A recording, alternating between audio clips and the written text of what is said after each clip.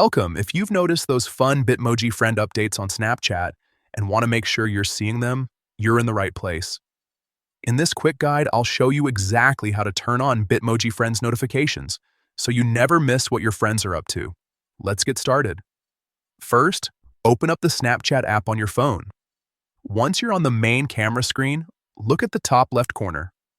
You'll see your Bitmoji or profile icon there. Go ahead and tap on it to open your profile page.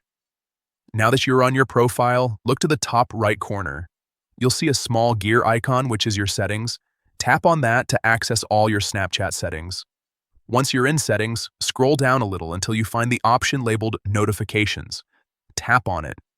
This is where you control everything related to alerts and updates from Snapchat. Inside the Notifications menu, you'll see a list of different notification types you can enable or disable. What you're looking for here is the option related to Bitmojis or friend activity notifications.